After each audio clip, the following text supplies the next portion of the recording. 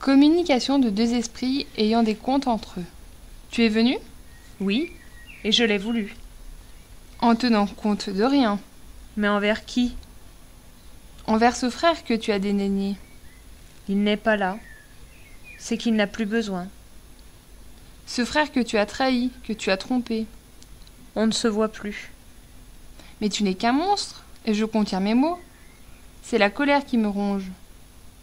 Pourquoi lui as-tu fait cela? Il ne m'était plus utile. Tu n'as donc aucun regret. Tu es passé à trépas, et voilà, c'est fini. Je n'ai plus envie maintenant.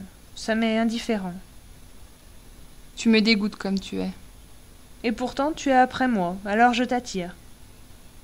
Tu m'attires parce que tu me répugnes dans ton comportement. Je voudrais te punir, te montrer ma colère. Et nous voilà séparés, maintenant dans la mort. C'est très bien pour nous.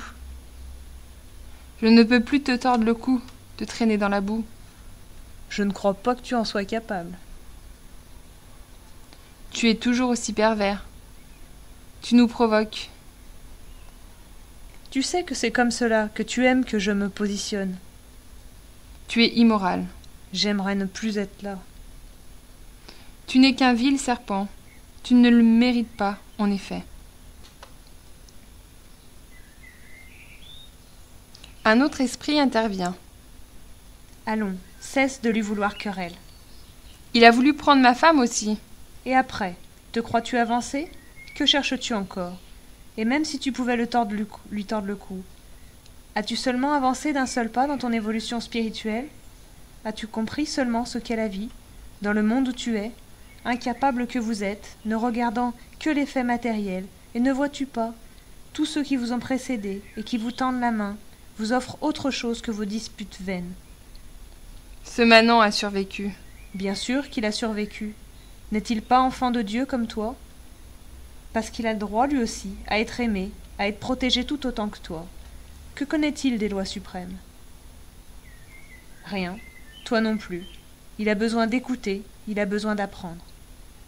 Enfant de salaud, pas de Dieu. C'est tout ce qu'il est. Pour toi. Pourquoi cries-tu autant après lui? Il est un frère, et de surcroît de ta famille. Tu dois l'aimer, et tu apprendras à l'aimer de vie en vie. Arrête donc de te chamailler. Écoute ces voix qui sont derrière toi, celle de cette tante qui t'a précédé et qui t'aime comme un enfant. Vois tout ce qu'elle a fait pour toi. Vois encore quand elle vient jusqu'à toi et qu'elle tend ses bras. Pourquoi perds-tu ton temps? Que gagnes-tu à cela? Peu importe les châtiments qu'il paie. Je ne peux pas t'aider si tu ne cherches pas à comprendre. Mais qu'il passe en premier. À chacun son tour. Vermine. Allons, cesse, puisqu'il est ton frère de sang, et que vous vous retrouverez. Plutôt crever. Mais non, et tu le sais, tout est prévu. Il sera celui que tu vas choyer, un fils dont tu as rêvé, dans une prochaine vie, alors ça ne sert à rien de le calomnier. J'en ai des frissons. Mais non, tu feras comme tout en chacun, tu apprendras à l'aimer, à avoir des projets pour lui. Mes sentiments ne sont pas prêts de changer. Tes paroles n'avancent à rien. Elles sont incompréhensibles à mes oreilles. Change cependant. Apprends à aimer. Regarde, il jubile devant tes paroles. Il essaye d'avancer. Et de me narguer en plus. Apprends plutôt, je te dis. L'esprit est parti, l'autre s'exclame. Alors je vais tenter, moi aussi, de m'éclipser.